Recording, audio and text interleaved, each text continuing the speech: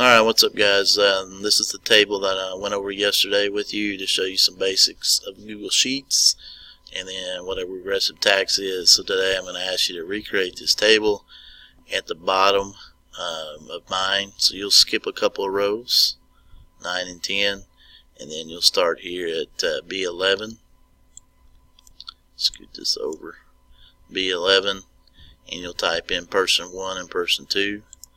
And then what you'll do is you'll select both of them, use your fill handle, that's the blue square, and fill down to person 4. And then you'll enter all these column headers up here that I have. You'll enter them here on row 10. And then as you enter them, you'll want to make sure you understand how to do the text wrapping. So on the first one, when you type it in, it will overflow into the next cell, and you will click this cell and then come up and find your text wrapping and hit text wrap, and it will automatically heighten the row and make the text fit in the cell. So you'll copy these, or you won't copy, you'll retype. I want you retyping these columns headers in here and use your text wrapping to make them fit. You can put whatever color you want in there. Okay, and then so what you'll do is you'll change my numbers, okay, that are weekly, and you'll make them into annual amounts. So for example, the easiest way to turn 400 weekly income into a annual income would be to use a formula. So we would have an equal sign, and I can either point and click and it puts in the cell reference, or I can type in C5.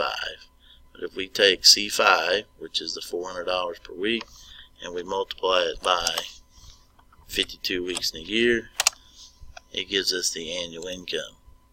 And then from here, since we insert a formula and not just the number, so the formula is up here, shows that we entered a formula, now we can use our fill handle and just copy that formula down. And what it does, when we copy a formula down, if we're copying down, Sheets is going to recognize that the formula needs to change one row at a time. So instead of C5 being copying down as C5, it copies it down as C6. Okay? So it does the work for you. Okay? So you'll do a similar thing with columns that need annualizing. Okay, so this column, I'll go ahead and mark them green for the ones that need to be annualized. So 25 gallons a week, we'll make it into however many gallons a year. So 25 times 52, but put your cell references in and copy down. This 3 cents tax, fuel tax per gallon, will stay the same, because you only pay 3 cents each time you get the fuel, no matter how many gallons you buy over whatever time period. So you can just copy this down to here. Now the total fuel tax, I'm going to put that in as a different color, and so what you'll do there is you'll enter a formula that calculates the total fuel tax. So in my formula here, it is E5 times F5. E5 is right here, that is your gallons, and then F5 is your fuel tax. So gallons times the tax equals total fuel tax. So you'll enter a similar formula to that, and using the cell references, you can enter it one time and then you use your fill handle and copy down, similar to what I did over here. Okay, price per gallon, you can copy that information down. We'll assume the same prices per gallon, just like we assume the same fuel tax. And then here, this column, total fuel cost, you'll enter a formula to calculate that, similar to what I did right here for this column, total fuel tax. Okay, so I'll mark that as orange to let you know that needs a formula. And then this formula that I use to calculate what percent of your income goes toward paying the fuel tax will also be a formula that you enter to calculate. So you can look at my formula. How I got that percentage is the it's a percentage.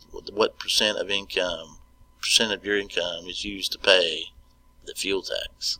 So it's the income, G5, excuse me, sorry, it's the tax, G5, so G5 divided by, so the tax is going to be paid from what? Your income. So the tax that you're going to pay right here is a percent or a part of the money you had to pay it from. Okay, so G5 divided by C5. So you'll enter a similar formula here. And what I'll do is I'll put this at the bottom just to remind you I want this column here in formatted to show a dollar sign. If you remember, I showed you there's a shortcut button to make that as a dollar sign, and you'll format this column as a percent. And you have a toolbar button on your toolbar to format that as a percent. Okay. Now, once you're done with that, if you look over at sheet 2,